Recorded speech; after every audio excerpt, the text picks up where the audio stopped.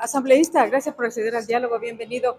¿Cómo evaluamos el trabajo este momento en la Asamblea? El presidente de los ecuatorianos y el discurso, muchos comentan negativamente que no es el discurso tradicional, que no hay cifras, que por qué habla tan poco y cosas por el estilo. ¿Qué dice usted? Bienvenido.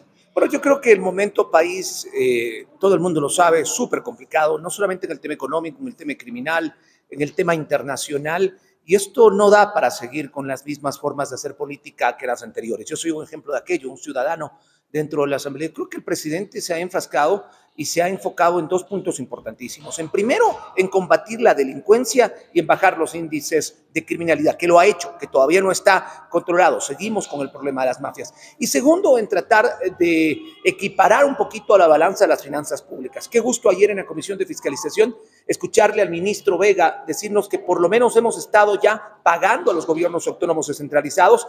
Hemos pagado hasta el mes, el gobierno ha pagado hasta el mes anterior, se debería este mes de mayo, cuando a la posesión del presidente había 4 meses de deuda interna. Es decir, vamos estabilizando las cosas y eso es bueno para el presidente.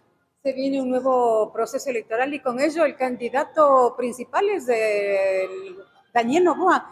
¿Será posible que la vicepresidenta les sustituya? ¿Se ha hablado de ese tema? ¿Se ha analizado ya? Yo creo que están haciendo una polémica innecesaria.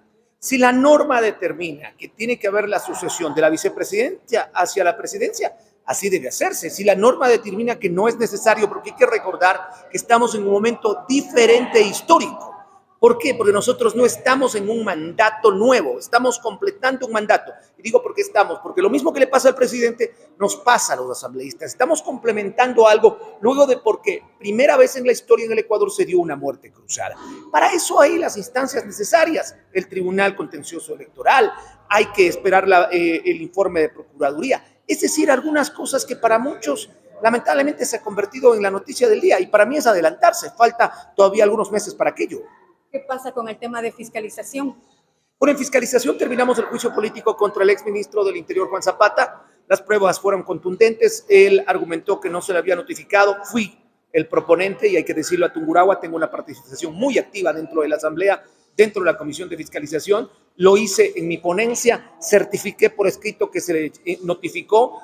He pedido también ampliar y vamos a reformar alguna norma para ampliar los canales de notificación de los posibles interpelados y se logró la votación unánime, casi 128 votos para censurar al exministro Zapata. Estamos en este momento con el conocimiento del juicio político contra los vocales de la Judicatura, 2 de ellos lamentablemente presos, otros 2 con acciones de protección, es decir, la justicia realmente está en un mal momento. Creo que este juicio político que va a empezar la próxima semana ya la sustanciación va a ser importante teniendo como principal protagonista a Wilman Terán, que ustedes conocen en los casos que está involucrado.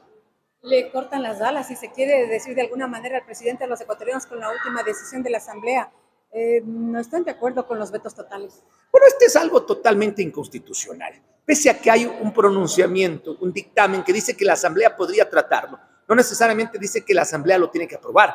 Primero, le quitan totalmente el equilibrio de las funciones. Nosotros votamos en contra, pero esto es muy sospechoso porque resulta que la semana pasada los mismos que votaron ayer para cambiar este tema del voto, del veto del presidente, votaron para que no sean apresados los vocales que sean encontrados en corrupción y que sigan simplemente con licencia mientras inclusive puedan estar presos. Es decir, mucho se hablaba, acuérdese Pati, con usted y con Osvaldo conversábamos del famoso pacto que decían que existió al inicio, ¿no? Partido Social Cristiano, Revolución Ciudadana, los novoístas, hablaban de los independientes, se construye un pacto y resulta que los que tanto hablaban del pacto ahora votaron con el Partido Revolución Ciudadana.